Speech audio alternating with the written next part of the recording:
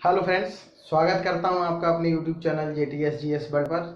तो जैसा कि मैंने पिछली वीडियो में आपसे कहा था कि मैं सिंधु घाटी सभ्यता की हर स्थल को, जो प्रमुख स्थल हैं, उन प्रमुख स्थलों को मैं मैप पे आपको बताऊंगा। तो आज उसी सीरीज को हम आगे बढ़ाते हुए थोड़ा सा चलते हैं और सिंधु घाटी सभ्यता में जो जो हमको प्रमुख नगर मिले हैं और किस नदी के किनारे हैं, कहाँ उनकी अवस्थिति है, मैप पर वो कहाँ दिखाई देती हैं, तो आज मैं आपके लिए उसी मैप पे लेके चलता हूँ। तो चलते हैं हम अपनी सिंधु घाटी सभ्यता पर। तो फ्रेंड्स, ऐसा कि हम देखें, मैंने आपको पिछली वीडियो में यह बताया था कि हमको 4 नगर तो पता होना ही चाहिए। 4 नगर में मैंने आपको बताया था कि एक सबसे पूर्वतम बिंदु आलमगीरपुर, उत्तरतम बिंदु मांडा, पश्चिमी बिंदु सुरकोटदा और दक्षिणी बिंदु दायमाबाद। फ्रेंड्स, इतना मैं आपको बता चुका था। इसी के साथ फिर क्या करते हैं, हम थोड़ा सा हर एक शहर की जानकारी लेंगे। खोज में हमको जो जो नगर मिले हैं उन नगर को हम मैप पर देखेंगे, उनकी स्थिति कहां पर है। तो फ्रेंड्स, एक बात बता दूं, यह पूरा हिस्सा जो है यह भारत का ही हिस्सा हुआ करता था उस समय जब यह खोज हुई थी, जब यह नगर बना होगा। तो फ्रेंड्स, ये जो हिस्सा आप देख रहे हैं ये पाकिस्तान और यहाँ पे आप देख रहे हैं ये अफगानिस्तान का पोर्शन है। तो ये पूरा पाकिस्तान है और ये अफगानिस्तान है। तो फ्रेंड्स, अब हम शुरू करते हैं, एक एक शहर एक एक नगर की जानकारी लेंगे। तो सबसे पहले मैंने आपको बताया उत्तरतम बिंदु मांडा। मांडा कहां पर है, यह आपको दिख रहा है जम्मू कश्मीर में है। यह आपको क्लियर दिख रहा है जम्मू कश्मीर में है और इसका मैंने ये पॉइंट आपके लिए बनाया है। इसी के साथ आपको एक नदी यहां से दिखाई दे रही होगी, यह नदी है चेनाब नदी। फ्रेंड्स, कौन सी नदी है, यह चेनाब नदी। चेनाब नदी आपने देखी, मांडा को देखा। तो फ्रेंड्स, एक आपके लिए यह टेबल भी बनती है, कौन सा नगर किस नदी के किनारे है। तो यह भी क्वेश्चन आपका क्लियर हो जाएगा। यह जो है क्वेश्चन एग्जाम्स में पूछे जाते हैं। तो फ्रेंड्स, इसी के साथ मैं आगे बढ़ता हूं। अब हमारा मिलता है सबसे इंपॉर्टेंट हड़प्पा। हड़प्पा किस नदी के किनारे है फ्रेंड्स, ये आप देख रहे होंगे। ये पूरी नदी आपको दिखाई जो दे रही है बड़ी वाली है, सिंधु नदी है। यह हमारी सिंधु नदी है और इसी की सहायक नदी है यह रावी। कौन सी है फ्रेंड्स, रावी नदी। तो रावी नदी जो जाती है वही एक पॉइंट मैंने आपको दिखाया है, यह हड़प्पा है। तो हड़प्पा किस नदी के किनारे हुआ, रावी नदी के किनारे। तो फ्रेंड, इसी के बाद फिर हम बताते हैं कि यह सबसे बड़ी नदी आ रही है सिंधु नदी। चूंकि मैंने आपको बताया था यह सिंधु नदी के आसपास सबसे ज्यादा नगर प्राप्त होते हैं, इसलिए इसको सिंधु घाटी सभ्यता कहा गया है। तो सिंधु नदी के पास हम आगे बढ़ते हैं। तो सबसे पहले हमारा सबसे इंपॉर्टेंट नगर मोहनजोदड़ो। मोहनजोदड़ो किस नदी के किनारे है फ्रेंड्स, यह आप देख रहे हो, यह पाकिस्तान का क्षेत्र है, बलूचिस्तान पाकिस्तान। तो यहाँ पर हमको मिलता है क्या, मोहनजोदड़ो किस नदी के किनारे, सिंधु नदी के किनारे। इसी के साथ यदि मैं आपको बताऊं, यहाँ एक और नाम मिल रहा है हमको, कोट दीजी। ये कोट दीजी भी हमको कहां पर मिल रहा है, पाकिस्तान में और सिंधु नदी के किनारे। फिर इसके बाद हम अगले नगर पर आते हैं चहुंदड़ो। फ्रेंड्स, यह इंपॉर्टेंट इसलिए मैंने आपको बताया होगा और नहीं बताया है तो अगली वीडियो में बताऊंगा कि यहाँ पर मन के बनाने का काम किया जाता था। मन के यानी कि मिट्टी के खिलौने। तो इसलिए यह इंपॉर्टेंट है। यह भी किस नदी के किनारे है, हमारा सिंधु नदी के किनारे। फ्रेंड्स, इसी के साथ में एक और नगर मैंने आपको बताया था, सबसे पश्चिमतम नगर है, पश्चिमतम नगर है आपका सुतका गेंडोर, जो कहां पर है, अफगानिस्तान में है। किस नदी के किनारे है फ्रेंड्स, दास्क नदी के किनारे। किस नदी के किनारे, दास्क नदी के किनारे। इसी के साथ में थोड़ा सा आगे बढ़ूं। अब जो स्थल है वो हमारे भारत में खोजे गए। भारत के स्थलों की यदि मैं बात करूं तो सबसे पहले मैं बात करता हूं रोपण, रोपण और बनमाली। रोपण, बनमाली और राखीगढ़ी, यह तीनों स्थल हमको कहां मिलते हैं, हरियाणा में। यह तीनों स्थल हमें किस राज्य में मिलते हैं, वर्तमान के हरियाणा राज्य में। तो रोपण और बनमाली की यदि मैं बात करूं तो यह एक नदी मैंने आपको दिखाई है, यह नदी है सतलज नदी। कौन सी नदी है फ्रेंड्स, सतलज।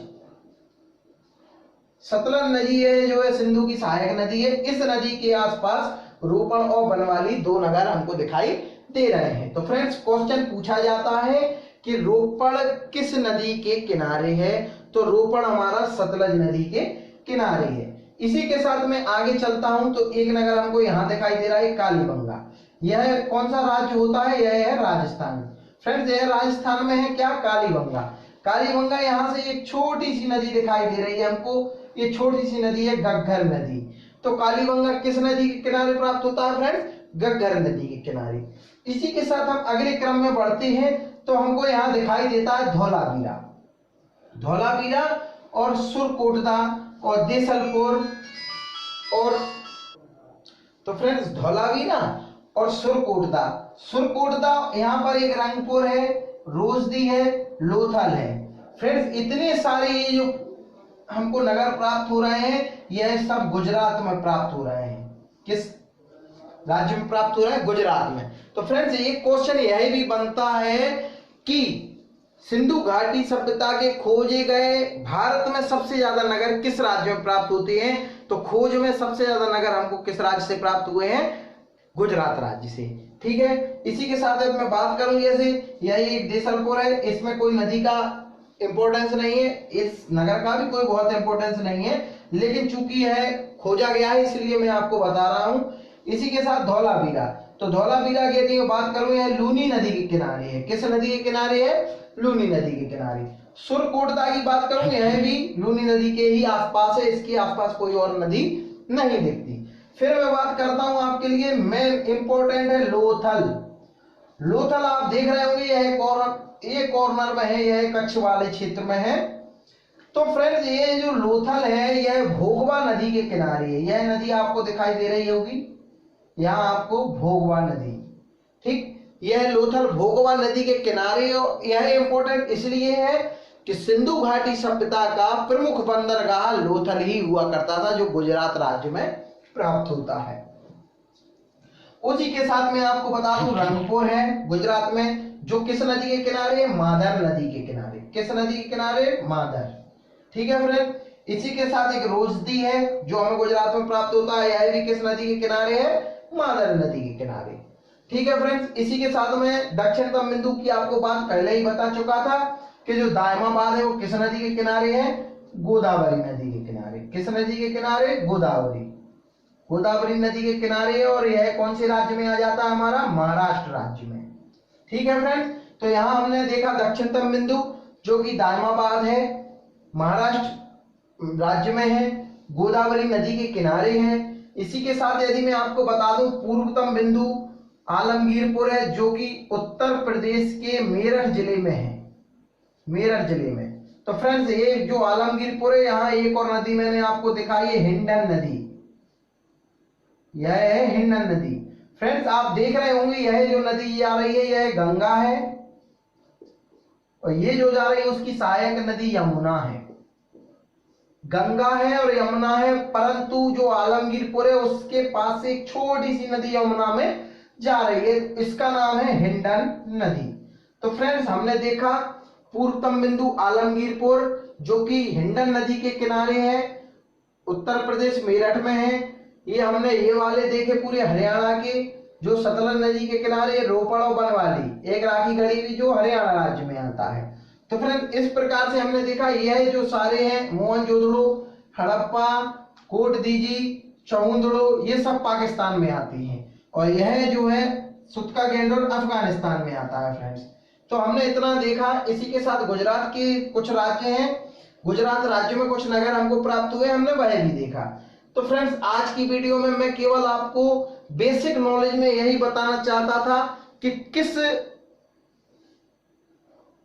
राज्य में कहां पर किस नगर की स्थिति अवस्थित है।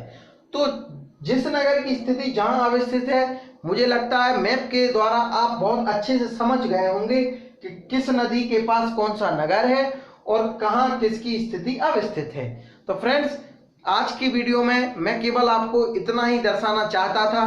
तो आज की वीडियो को मैं यहीं समाप्त करता हूं। इसी के साथ में इन जो नगर हैं, यह नगरों में हमको क्या क्या जानकारी मिलती है, यह नगर जो इम्पोर्टेंट है, यह किस लिए इम्पोर्टेंट है, यह सब मैं आपको अगली वीडियो में बताऊंगा।